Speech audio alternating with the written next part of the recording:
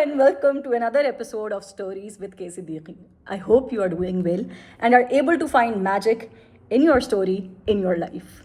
I'm back again with another book that I love, and this is the book that I'm planning to cover in more than one episodes. Uh, I personally love that book. That book taught me a lot. It made me, I personally feel it made me better with my relationships with my friends and people and some people in the family. But more than that, why I would be covering it in more than one episodes is because the book deserves that. And I would really hope that I'm able to do the justice to how amazing that book is. Uh, it's pretty uncomplicated and amazing book, but I would still try to present it in a way that you find it interesting.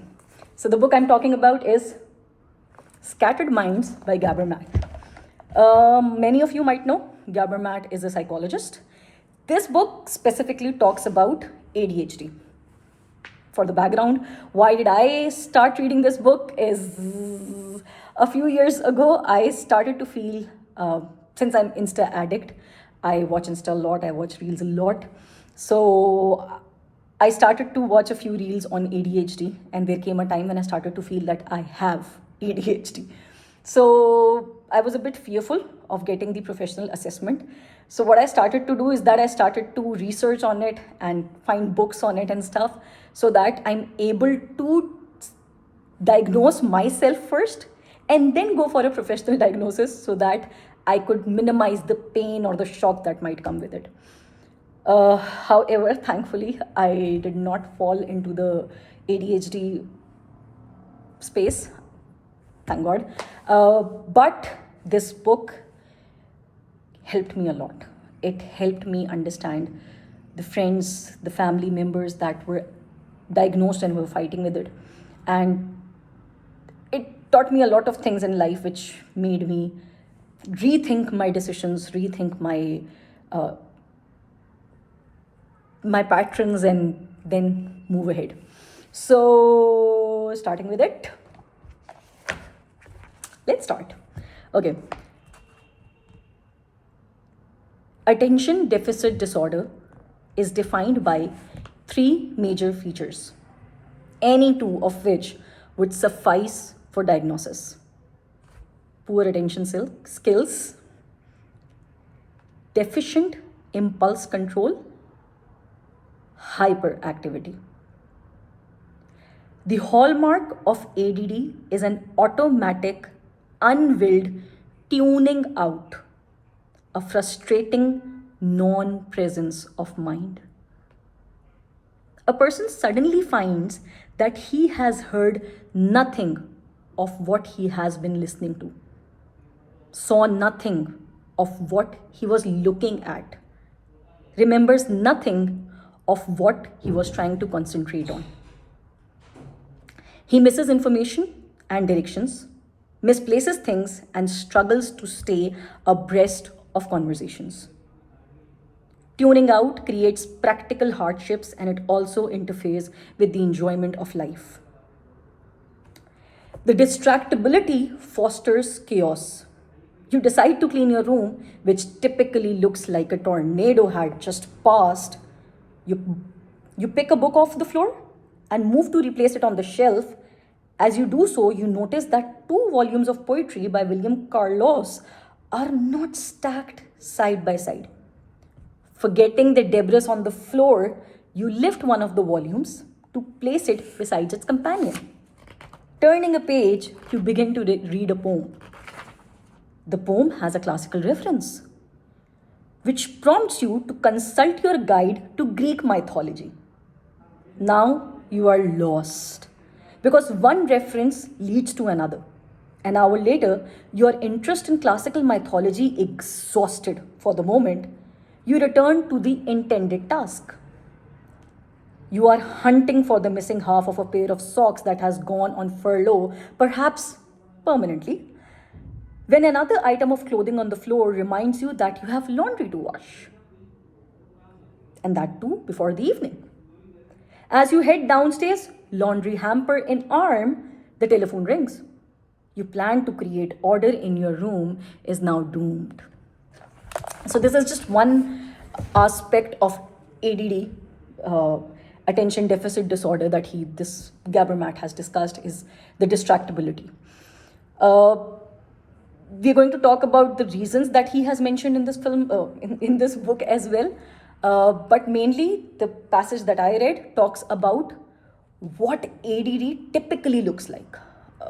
It's obviously not a diagnosis, neither does he claim it to be a diagnosis, but he's a guy who is himself has been through ADD. He's a diagnosed ADD who was on medications. He has 3 children who are diagnosed ADDs and are on medications. So he's defining his own experience.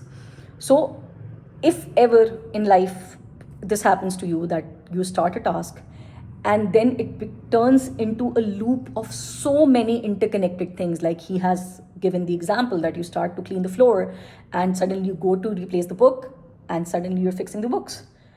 You pick a book, you're fixing the book, you like one book, you start it, you read it, and then you get onto your phone, looking at the references, looking at the mythologies and stuff. So this is one factor. This is just one factor that we're talking about today, is a factor of ADD. Once again, this is not the diagnosis, but if you feel like this is happening to you or someone around you, it is something to look out for, to be mindful of. We are going to discuss a lot of things in this book in the coming episodes. However, one thing that he has really emphasized about in this book is for the people around ADD, diagnosed people, to suppress their urge of fixing them, of telling them to do better, of telling them to not get distracted, of telling them to listen, of telling them to pay attention, because it doesn't help. It creates a cycle of guilt and shame and anxiety into the ADD person. Because obviously, if they're into the conversation with you and they're unable to keep track of it, they did not enter the conversation to leave it halfway. It's their brain that's programmed to work that way. So scolding them if it's a child, or shaming them if it's an adult, a friend, a relative, whoever, can worsen the effect. Why it happens, I really want to save another episode to why it actually happens, because he has discussed it in so much detail. He has brought his own experiences, he has brought his family's experiences into it, and he has talked about it. However, I would really want to read a few more things, because I just feel that if I don't read it, it's going to remain incomplete. So, where did we left here? Your plan to create order in your room is now doomed. Completely lacking in the ADD mind is a template for order. It's lacking in their mind. So do not tell them that, listen, you do not know the order. They have a fair idea of it, but they do not know what order exactly is. So it's like you're talking to someone about Spain who has never seen Spain. A mental model of how order comes about. You may be able to visualize, once again, you may be able to visualize what a tidy and organized room would look like, but the mind set to do the job is missing. Now, I'll read this again so that we understand it together. Now, this is the you that he's saying, he's referring to an ADD person. You may be able to visualize what a tidy and organized room would look like, but the mindset to do the job is missing. I had given the inflection on you a little earlier, thinking that he's talking to the other person. No, he isn't. He's talking to the ADD person. That you may have a visual that a tidy room looks like this, but you do not have the mindset to make it happen, to materialize it into action. To begin with, there is a profound reluctance to discard anything. Who knows when you might need the copy of The New Yorker that has gathered dust for 3 years without ever being looked at? There is a little space for everything. This hits home because we have seen our mothers, our aunts, and everyone being very attached to the things that they had. And we had it has been a quite a lot of times in our lives that we have thought that they had a habit of hoarding. But did they have a habit of hoarding, or was it just some sign of something else? Uh, I'm ending this episode today for now. We're going to continue this discussion tomorrow. I'm going to start it from right here.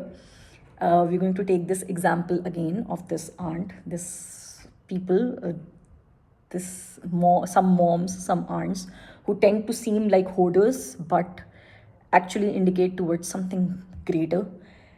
So, yeah, I'm ending this today, but I'm going to be coming tomorrow, continuing this, and we're discussing this. I hope you're enjoying it.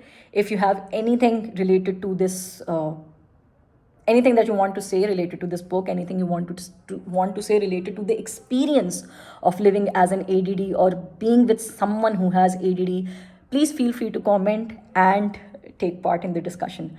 I'll see you all tomorrow with another fresh episode of Stories with K. Siddiqui. Stay tuned. Bye bye.